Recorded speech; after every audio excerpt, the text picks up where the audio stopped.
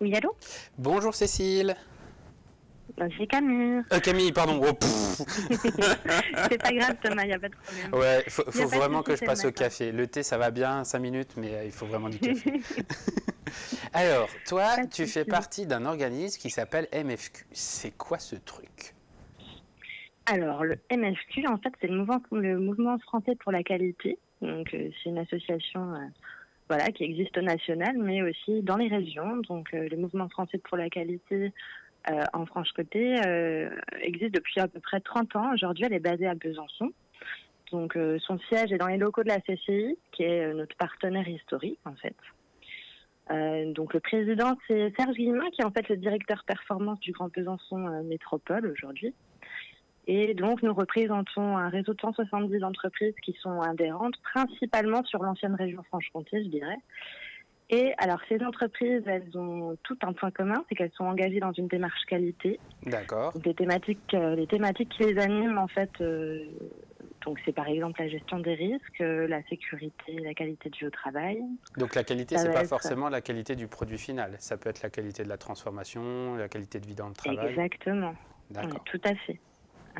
En fait, c'est très vaste. Hein. Donc voilà, ça touche toute la production, que ce soit même le service client. Enfin voilà, ça va, je dirais, sur toute la chaîne de production, de la qualité de vie au travail jusqu'au produit fini et au service après-vente, etc. Et j'ai vu sur votre site internet que vous intervenez aussi pour les services publics?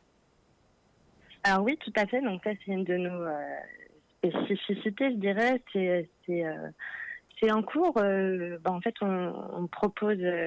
Déjà, on a des institutions dans nos adhérences qui est assez rare dans les assos qualité.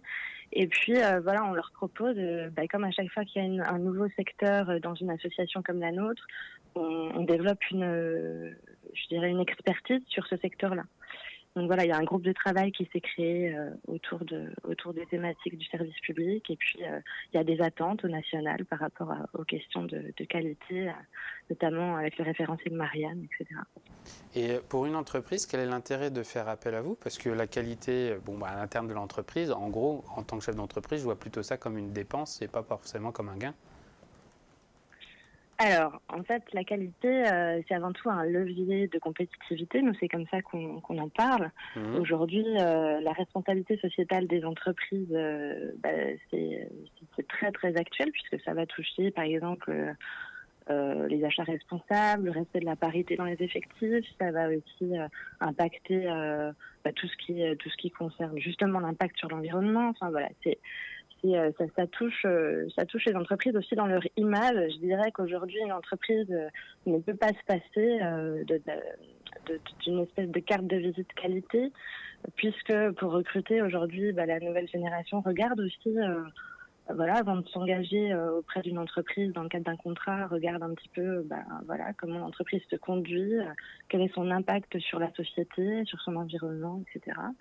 Et puis, au-delà de ça, c'est chercher des manières d'être plus compétitif en apportant de la qualité de vie à nos salariés, etc. C'est un engagement. Aujourd'hui, souvent les donneurs d'ordre, les gens qui sont aussi commanditaires chez les grandes entreprises, attendent d'elles qu'elles soient engagées sur des démarches qualité, qu'elles soient parfois même labellisées.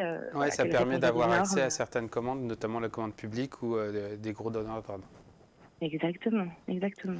Et dans le cadre de cette crise-là, est-ce que vous apportez des réponses ou par exemple des solutions pour permettre à des entreprises de rouvrir plus rapidement et dans de bonnes conditions? Alors, je dois vous dire que comme un peu tout le monde, on a été un peu sous le coup de l'urgence. Ce qui nous a apparu comme évident tout de suite, c'est qu'il fallait réagir rapidement et collectivement, parce que voilà, on s'est vite rendu compte, on a vite pris conscience qu'il allait avoir un impact énorme sur le tissu économique régional, donc il fallait être force de proposition. Nous, on fait figure de partenaire. Alors, on travaille en collaboration avec FQP, qui est notre association sœur à Dijon. Donc avec laquelle on déjà, on a des offres en cours, notamment d'accompagnement RSE, etc. Donc là, on s'est tout de suite, voilà, on s'est réunis de manière dématérialisée, Oui. de façon à proposer notamment les services d'un pool de consultants. Voilà, donc une offre solidaire de manière à proposer aux entreprises qui le souhaitent, alors nos adhérents, mais on l'étend aussi à toute entreprise qui en ferait la demande. Voilà, une écoute et puis une réponse, je dirais une réponse experte de personnes qui ont l'habitude de gérer les crises dans les entreprises et qui sont là pour les accompagner et leur apporter des réponses, voilà, pour gérer à l'interne comme à l'externe, je dirais, l'impact de la crise qui se produit actuellement. D'accord. Et vous vous adressez à quelle typologie d'entreprise? Ça peut être des petites entreprises artisanales, de l'auto-entrepreneuriat, des gros groupes Alors aujourd'hui, dans nos adhérents, on a toutes sortes d'entreprises. C'est-à-dire qu'on va avoir des gros groupes comme... et quel que soit le domaine. Voilà, comme des grosses... et quel que soit le secteur d'activité. C'est vraiment très vaste. Il y a des gens qui sont auto-entrepreneurs, qui sont tout seuls, qui aussi ont besoin d'être rassurés. Et on est aussi là pour eux. Il n'y a pas du tout de distinction qui est faite. D'accord. Et donc dans le cadre de cette pandémie, quelles solutions vous pouvez apporter si on vous contacte? Qu'est-ce qu'on peut vous poser comme question? Alors, concrètement, on est là pour, par exemple, les aider à organiser des réunions dématérialisées avec leurs équipes pour essayer de prendre des décisions en commun. On est là aussi pour centraliser tout ce qui est offre solidaire, dont on a vu des entreprises sur la région qui faisaient don de matières premières pour la fabrication de masques, de visières notamment.